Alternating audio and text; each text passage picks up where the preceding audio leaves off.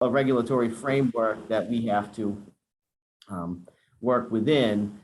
So we're thinking of different ways, what kind of programs could we create? And my job is, looking for grants, that I work in the Department of Economic and Community Development. So we kind of do a little bit of everything. And there was this grant program out at the time called the Urban Agenda for Gateway Cities. And they said basically, come up with a program that helps women, minority, and veterans and small businesses and related to COVID. So couldn't really think of much. And then one day, my boss and my coworker were trying to order lunch from a local restaurant downtown, and they kept calling, and the phone was busy the whole entire time for about 10 minutes. And so they finally walked down there and said, "Hey, what's going on? We can't get through." And it turns out one of the phone lines was off the hook in the back, and the restaurant didn't even realize it. So it got us thinking, how come when I order Chipotle, I can just go on my phone and a couple clicks and my order is there and ready to pick up. And a lot of the chain restaurants had those kind of things, and they were better positioned to transition into the pandemic world than the small businesses who didn't have that technology and just really didn't know where to begin in order to get it for themselves. So I put one and one together, the grant program and the need, and we decided to create a program where we could get this grant to give grants to small businesses owned by women, minority, and veterans to help them upgrade their point of sale systems to the digital ones like Square and Clover that are web integrated, and also get them new websites, professional websites, so they have that digital presence so people can find them and see what they have to offer, and social media coaching as well. So we only had 3 months to run that grant. It was a short timeline, and we had a limited amount of money. So we had over 35 businesses apply, and we were only able to help 19 because we had to spend it by June 30th of last year. But it was just so well received by the local businesses and successful to the ones we were able to help that we wanted to run this again. And we were looking for a way to do that. And then when the American Recovery Plan Act passed and received a portion of those funds in a certain framework within which to spend it, we looked at the guidelines and we realized we can run the step-up grant program because it's a COVID small business grant or loan, which is an allowable expense. So Mayor O'Connell granted us $100,000 of the city's ARPA allocation to run the step-up grant program. No longer restricted to women, minority, and veteran-owned businesses, now open to all small businesses in the city meeting the criteria. And I'm going to share my screen and we can go through the criteria and applications. And feel free to stop me if as I go through it, if you have any questions.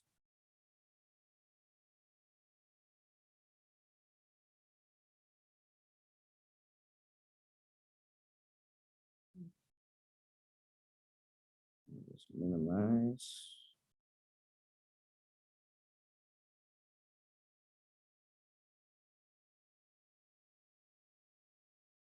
I'm trying to figure out how to get the Zoom screen.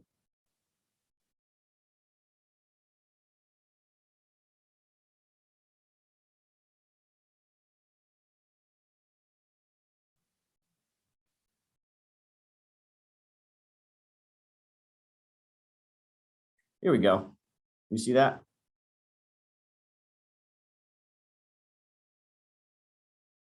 Okay, so here are the guidelines. And STEP UP stands for Sales Technology and Efficiency Professional Upgrade Program, because in government, everything has to have an acronym. So the City of Taunton, as I was saying, to assist small businesses, created this program using American Recovery Plan Act funds. The grants can assist a business with these 4 categories: purchase of digital point of sale system, website design, and we added logo graphic design this time around because we feel that's a service that can really make a small business look more professional in their image. And so Rich, I think it was, we'll have to talk later if that's something you do. Maybe you can become one of our vendors. To be eligible, this is the criteria as it stands right now. Some of it may be subject to change. So you must be a for-profit business. have 10 or fewer full-time equivalent employees, must have a physical location in Taunton where customers can visit in person. And this is one of those that it's how we wrote it for now, because the priority is to kind of help these storefronts and brick and mortar businesses who, have to pay that rent or mortgage on top of everything else. And because we got a lot of businesses applied last time, like an eBay store out of someone's house. And not that we want to exclude all the home-based businesses, but this is the priorities to kind of help this brick and mortar right now. It's possible that after a couple months go by, when there are funds left, we might want to find a way to help some of the at-home businesses that still provide a service in the community. So if you feel you're not sure if you meet the current criteria, still apply, and we'll log in your application and talk to you about it. And if you don't meet it currently, you might as things progress. Business must be registered with either the city clerk or the Secretary of State. If you're a corporation or LLC, the Secretary of State is where you register. If you're a DBA, you have to be registered with the city clerk. And you must show a detailed explanation of COVID-19's impact on business operations. So this is the hardest thing about the application. It's a really easy application, not like some of the stuff Pete was talking about. It's a lot more simple than that this time. So you do have to explain how the pandemic has impacted your business or continues to impact your business, because it is COVID money. So there has to be that COVID connection. And it must fulfill a currently unmet need. So if you already have a nice Clover register system and you want to, well, it's not really an unmet need. So you have to not have that right now. If you already have a solid social media presence, well, we can't give you the social media setup and coaching. Or if you have a professional website, it has to be an unmet need. Compliance with federal, state regulations, completed applications. They can be emailed to me, dropped off, or mailed. And I'm just going to run through the application. They said it's pretty simple. Name of business, legal name, owner's name, your address, also the mailing address, contact information, brief description of your business, couple sentences. We are a coffee shop, also serving sandwiches, just, explanation of what you do. Number of full-time equivalent employees. As I said, it's got to be 10 or under to qualify for the program. Are you currently open for business? Yes or no? If not, if you were shut down for a while, what's your plan for reopening? You have a physical business location where customers can visit you in person. And like I said, how has COVID-19 impacted your business operations? Give an explanation there. On the second page, what are you requesting? You don't have to choose just one. You can pick up to all four if you need all four. Point of sale, website, logo, social media, and finally sign and date on the bottom. And that's all. Pretty straightforward application. And also, just in general, if you have any questions, or if you're looking to start a business, you're looking to move, you need a location, that's something we kind of help people. We have good tabs on what's going on in the city, especially in the downtown. We have the rent rebate program. We have vacant storefront districts in downtown Ware and Whittington. If you're moving into a vacant storefront, there's a tax credit you can be able to access. We have all kinds of services for small businesses, just advice. And so feel free, visit us on the third floor of City Hall, Economic and Community Development. That's where I am. Drop off your application with me. You can email, you can call me. Feel free to stop by anytime. We're here. And that's all I have. So I guess I'll turn it over to Chris. And thank you very much. Thank you very much, TJ. We have time if anyone has specific questions, and it's a small group, so don't feel bad if you have questions specific to your own business and how it might relate to this grant or anything else. Just have to unmute yourself, and if you have anything. The question I had, TJ, oh, sorry. Go ahead. Maybe you'll answer. Oh, no, go ahead, Rich. I was wondering if Peter Daley's presentation might be available somewhere. I can send that out. I'll send the Excellent. slides out. Sure. Thank you. And Chris, I'll send you the updated sunnier slides. Yes, thanks. I sent like a draft to Chris earlier, and it was a black and white in gray presentation. I didn't think too much of it, and I said, kind of reflects the day right now with the fog and clouds. And Chris said the same thing that I was thinking. So I sent it back a little sunnier pictures this time, colors rather. Question that I had, TJ, was around the sustainability of the resources that would be provided through the Step Up grant. So if folks are getting, a website created, or the POS system, I imagine that there would be ongoing expenses related to maintaining those. So I just wondered if you could address how that works. Yeah, that's a great question, Chris. And we do go over this with every business that applies, but it's good to definitely be aware of it. So what we pay for is the one-time expense, the capital expense, and the ongoing expenses are the responsibility of the business. So we make sure we explain what you're getting and if there are costs to this. For example, take Clover, for instance. It's one of the high-end digital point of sale systems for retail and restaurants too.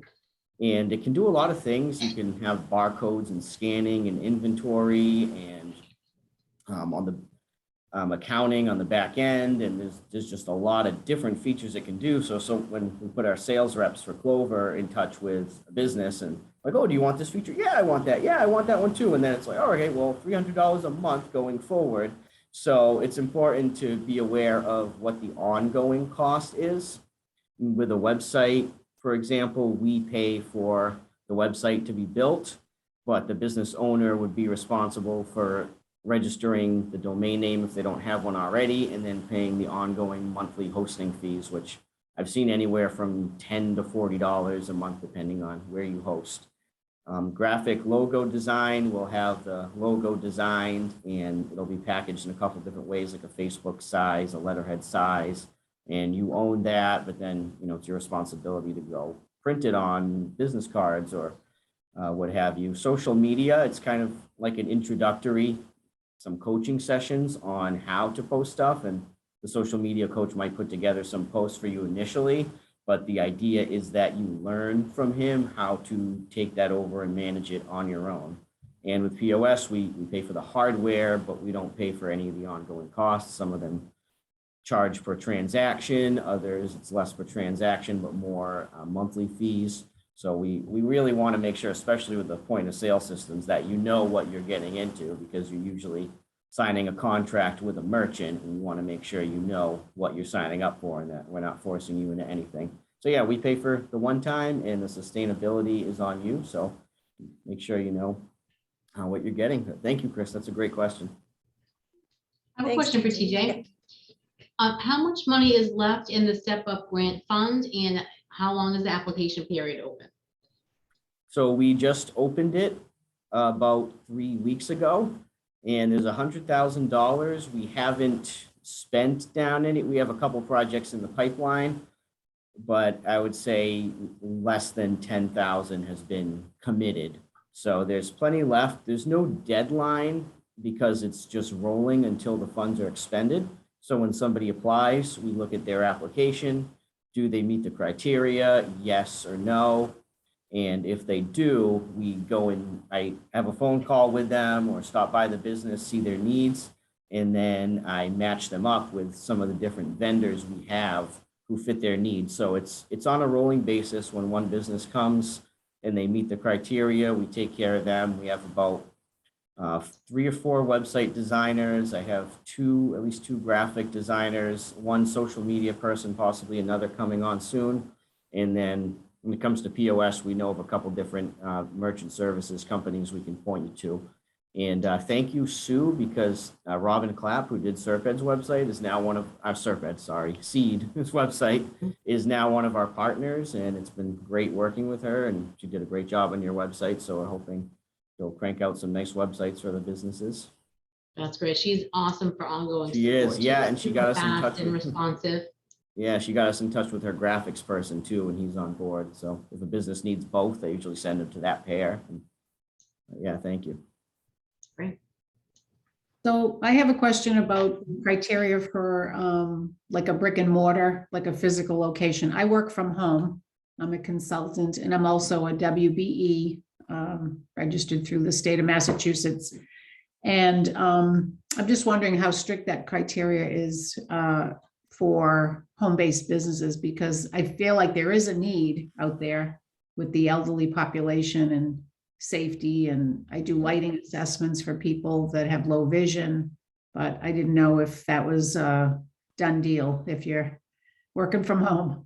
I know, I knew you were going to ask that because we've talked, I think, before on this, before it opened up, you had asked me about the program. So that is not a hard and fast, that is not a done deal.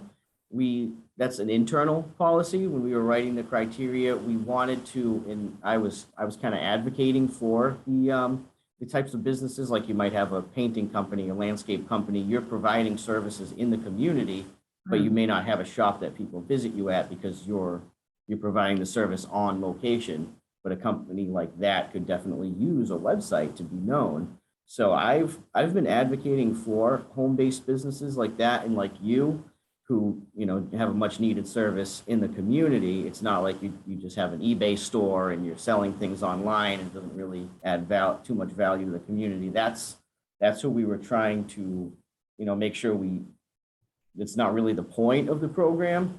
But there was my boss and, you know, other people on the committee wanted to focus on the brick and mortar businesses first, and then if there was still funds left, help out the businesses based out of a house. And we already have 2 applications of businesses like in your situation. So I think you should definitely get your application in. It'll be logged in. And the more applications we get from businesses like yours, the stronger it makes the case that we need to alter that criteria to include you. And I'm hopeful that it will happen over the next couple months or so. As you know, we got a lot of applications in the beginning. I'm sure it's gonna dwindle down, and I think hopefully we can expand the criteria there. So definitely submit your application anyway as soon as you can. Thank you. Any other questions for TJ or Pete? I just have a few programming notes. Thank you, everybody, for being on the call. The Chamber's quarterly Q&A with the mayor is coming up next week. That is next Wednesday morning. So please tune into that. A lot of interesting topics and important topics covered, and it's always very informative. Our Chamber chat is February 17th. Some of you have been on Chamber chat. It's a lot of fun. It's just informal with trivia and some breakout sessions where folks can get to know each other. And then anyone on the call who is interested in considering a Chamber membership, please just contact me directly. I'd be glad to speak with you about that. And that's it. So thank you very much to TJ and Peter and all of you for being here this morning. And again, I will send out the slides to the attendees of the meeting today. And I'll have the Zoom. Apologies, I started recording only after Peter's presentation, because when I'm running the meeting, I often forget to hit record. So apologies for that, but that will be available for folks going forward as well. It's probably for the better. No. You read the slides, then rather listen to me. So it works out for everyone. Well, thank you, everybody. Again, you know, in the Chamber's a resource for you always as well, too. If we don't have the answer, we'll make sure we can get it for you. So thanks again. Enjoy the rest of your day. Thank you. Thanks, Peter. folks. Bye. Thank you, Jay. Thank you. Thanks, Chris. Thank you. Thanks, everyone.